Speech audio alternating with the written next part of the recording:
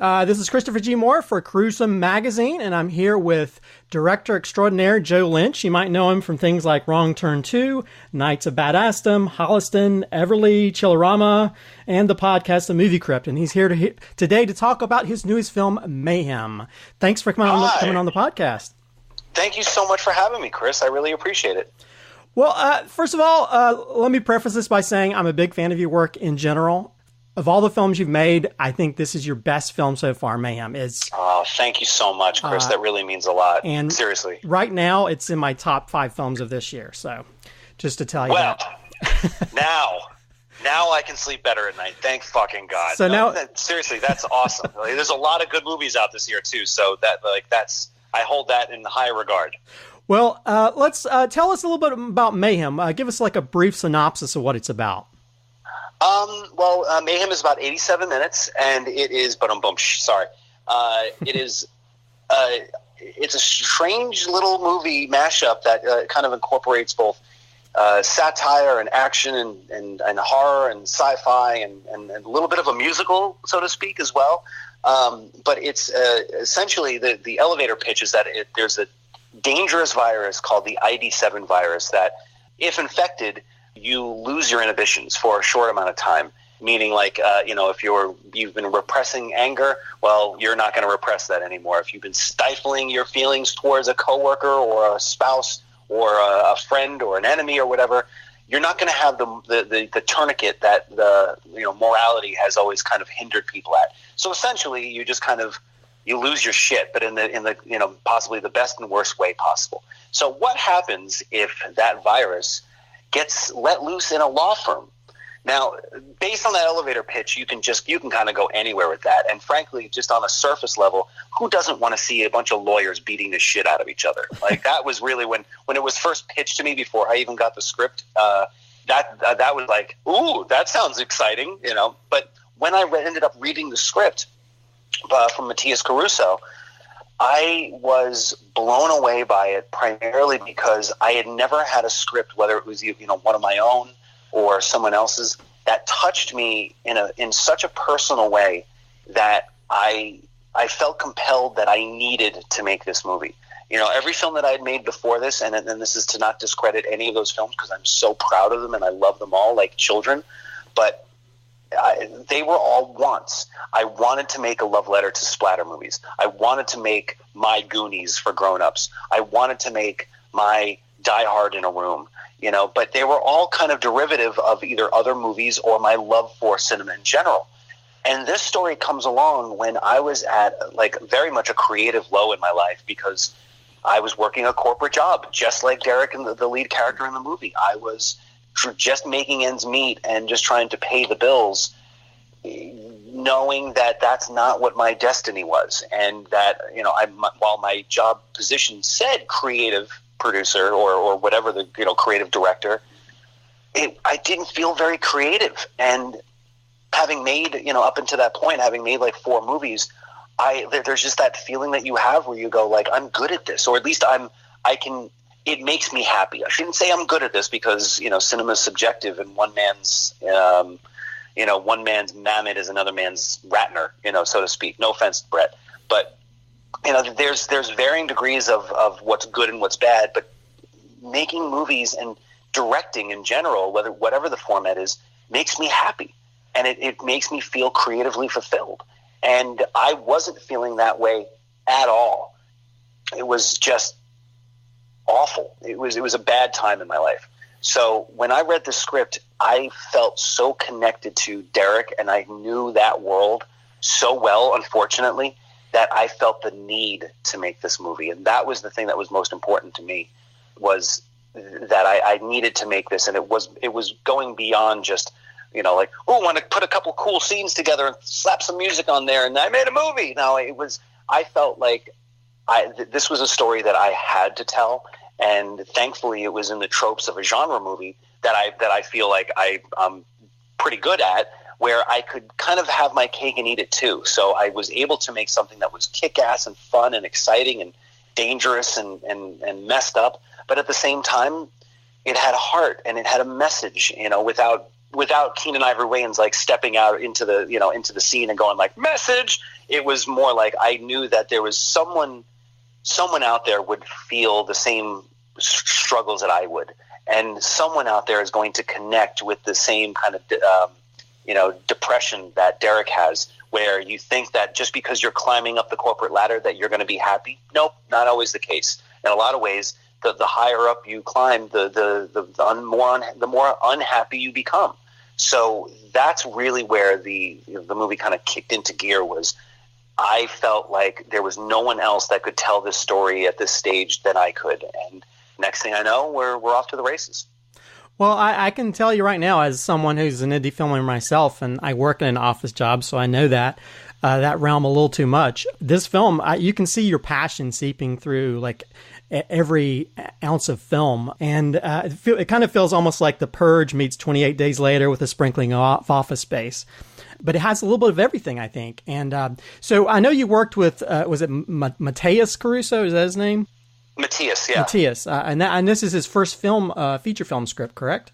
Yes. How much did it change from when he initially brought the script to you? If you looked at that at least the first draft that I got, it did change a lot. But it changed a lot in like the smaller ends. It was more like the little details. Like the core story was there, and the characters were pretty much all the same. The structure was all the same. It was just that like, now that I was involved, and because I had all of this, well, what I like to call research, that I, like from working this corporate job, I just felt like there was so much that I could add to this that was still staying within the tone and the feeling of what Matthias had conjured, but I could kind of bring a very modernized and a very current viewpoint to what that corporate life is like in America right now.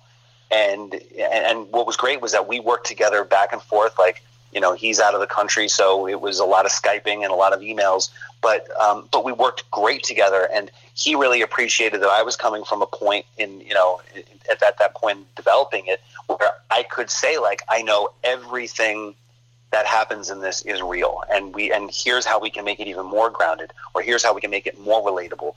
Like adding all those stupid quips that people use in the workplace all the time, like the let's discusses and let's put a pin in it, or at the end of the day, it's like all those little things that if you've ever worked the job like that, your asshole puckers a little bit. You're just like, oh God, I hate hearing that shit. It kind of triggers people.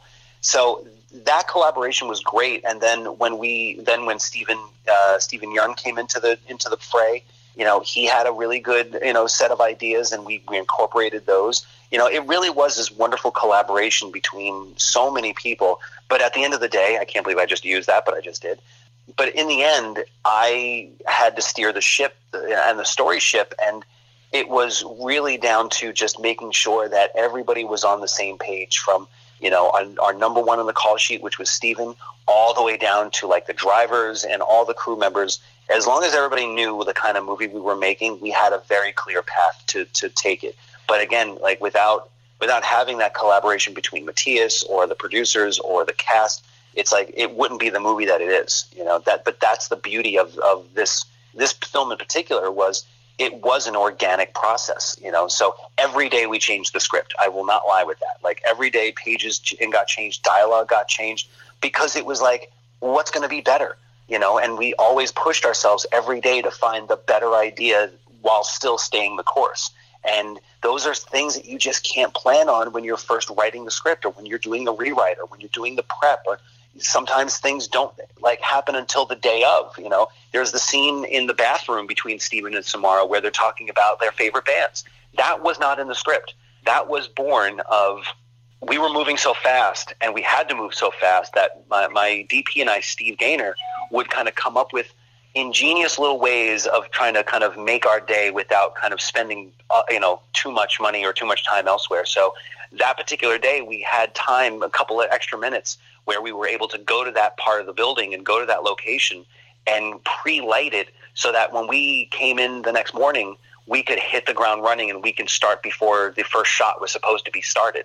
So because we did that, Stephen Yun and Samara Weaving, we had all just become such good friends that they were like, look, the van that picks us up to take us back to the hotel isn't here yet. Why don't we just go upstairs with you and we can hang out? We can be, we can stand in instead of using the stand-ins. So we all went upstairs and we're all just kind of hanging out. And I started asking them what their favorite bands are. And they started answering me, but they answered me in their character's voice, not like what their own favorite bands were. So, and that whole dialogue became what's in the movie. So I went home really quick and I wrote it up really quick and then brought it back the next day. And in the original script, it says, Derek and Melanie wait. That's it, until it's like, oh shit, we only have 4 more hours left. We got to go. That's where that's where it started and stopped in that moment. But now we have a 3-page scene where they're talking about their favorite bands amidst all this chaos. And it's one of those things that, everybody has a favorite band. Everybody's been in a situation where it's so shitty that you end up using humor or pop culture to kind of diffuse the situation or to, just to deflect the madness that's going on. Everybody can relate to that. And to me, I think that scene is crucial in the movie because it's one where you really do fall in love with these characters. At least I did. I mean, it's my favorite scene in the movie, and there's barely any blood, and there's barely any violence, and there's barely anything really. Nothing really happens. But here's 2 people who are come from completely different walks of life, who have vicariously become partners in a way, through chance, really, and they're becoming friends. And that's a moment where you can tell that they've gone from people who are like, I'm only using you to get to be a means to an end, to I could probably hang out with you afterwards. Like let's go hang out and watch the Dave Matthews Band. That could not have happened if we didn't have this beautifully organic and collaborative process that was set from day one, and we carried you to the end of the film. Yeah, I was going to ask you if that was in the script early on, if it was like an Edgar Wright moment where you no, wrote it in the script. Not at all. Like, I mean, it's I've been accused of aping Edgar in many ways, but that is definitely one that I did not. But like, again, that was just something that was purely organic. And if I didn't have those 2 together in that moment, that scene would have never happened. And really, like, to me, it's like that moment in the movie where it's either you love them or you hate them. And in most cases, people really endear to that, and they all walk away going like, you know what, Dave Matthews Band is a pretty good band. Well, let me ask you something. I know the favorite thing about this film, and the reason that I love it so much, is the stylistic decisions you made based on visuals and editing. And I want to know how much of that was thought out beforehand, things like the black and white towards the beginning, or a lot of the visual sense, that I guess some people could compare to Edgar Wright or David Fincher. But how much of that was thought out beforehand, or was some of that thought up in the editing room? What's funny is that part of it, I can say, was meticulously planned out. There's an overall sense and look that we developed between myself and Steve Gaynor, the DP, and Mina Buklik, the production designer. Even the editing style with Josh Ethier. It's like there are certain things that I knew from the get-go that I wanted, and that I knew that was going to be the right tools and the right style to kind of tell the story in the way that I wanted to tell it. Because you veer one way and it becomes mean and cold and dark, and there's no real sense of fun and adventure and catharsis, and veer too far the other way and it just becomes parody. So, on the onset, there was the kind of like the house style, so to speak, that everyone like knew and was on page with. But that being said, this is the first movie that I did not walk onto set every day having an exact plan. And that was by design. I actually wanted to make this movie in a method sort of way. And by that, I mean, like, I kind of followed my id on this. I tried to kind of say, like, if I was infected, how would I shoot this scene? I know that sounds like wildly irresponsible, and I can say it now. I would never tell my producers at the time. I'm going like, I'm just throwing caution to the wind. Like, you never say that. But there was a big element of me kind of walking on set every morning and letting the actors and the blocking and the situation and my mood in the morning, whatever, kind of formulate how we were going to attack each scene. Again, still with the kind of house style installed from the beginning, but I didn't have a set shot list. I didn't do any storyboards on this at all, which is like like right now I'm thinking about it and it's making me like gag a little bit because I'm like, oh my God, I wasn't prepared. Because the thing that you want to do on a film set is you want to be as prepared as possible, but there's always compromise is always going to come your way. So you have to be as flexible as possible. And I leaned way more towards being as flexible and organic as possible. So for example, that whole opening scene, we shot 95% of the movie in that building. The only scene that wasn't shot in that building was the scene when they're in the art school, which was literally an art school down the street. But we shot everything else in that space. And weirdly enough, like we knew that opening had to feel like it was another building and another time. It was like it wasn't supposed to be the same location.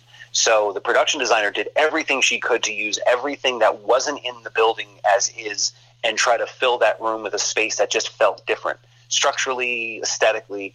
But it still felt like, how are we going to differentiate ourselves in this scene as opposed to everything else? So my producer, Matt, who's the one who kind of thought of me for the project from the beginning, like on the second to last day, he's walking by me and he goes, "Hey man, listen, I just wanted to ask you something. So are you concerned at all about how like the opening scene is going to work out and how we're going to kind of make it feel and look different than the other scenes?"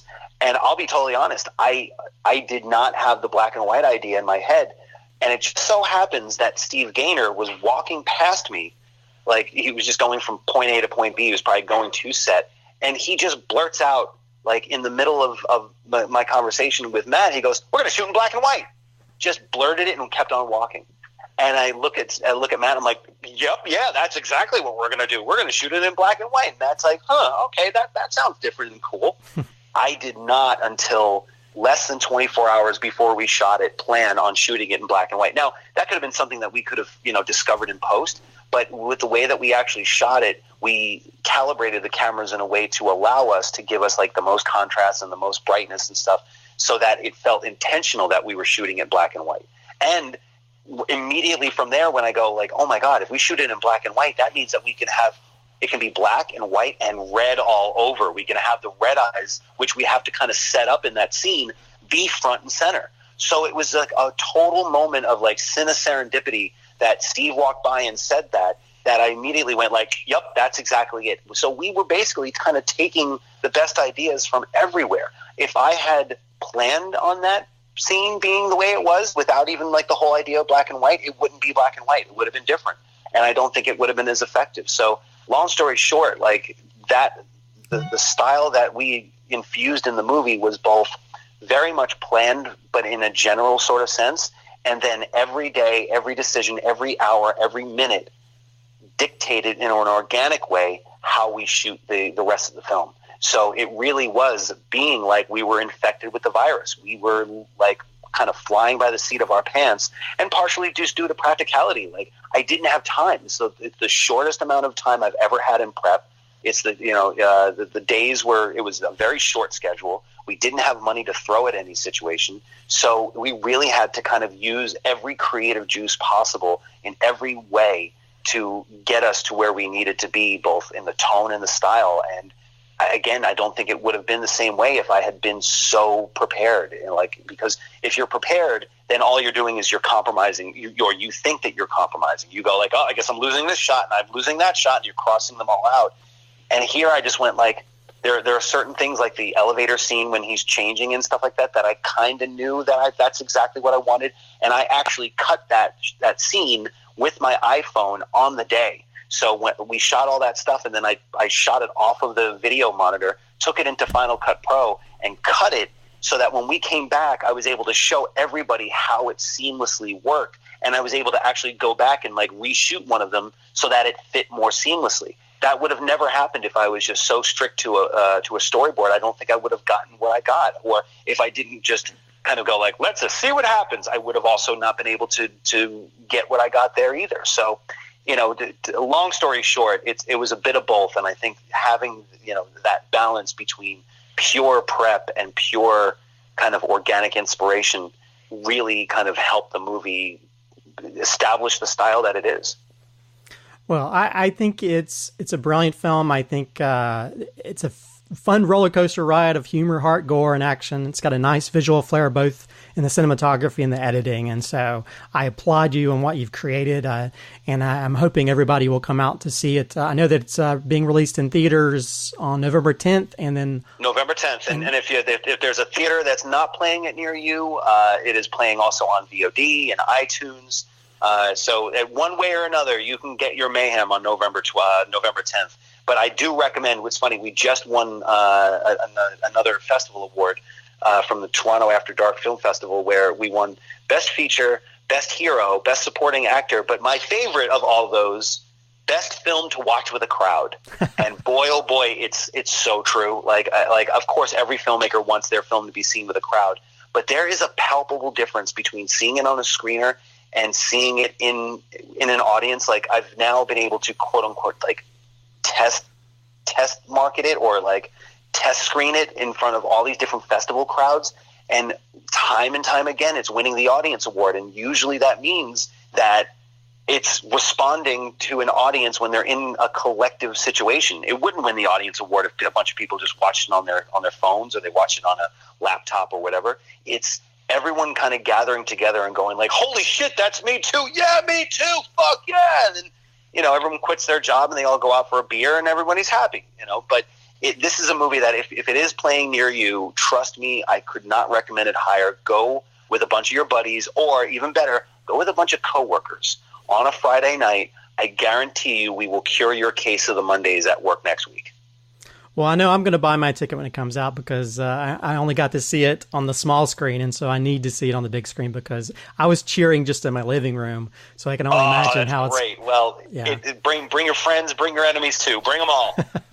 Well, thanks for joining us here on Gruesome Magazine, and good luck with all your projects, and keep doing great work with the Movie Crypt. It's one of my favorite podcasts. Thank you so much, Chris. That means the world to us. Like, seriously, it's awesome, and keep doing a great job on Gruesome Magazine as well. Be sure to visit GruesomeMagazine.com to listen to the other Gruesome podcasts, Hard News Radio, and Decades of Horror.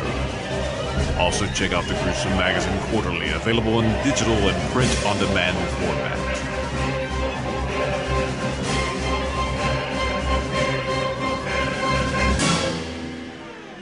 Gruesome Magazine.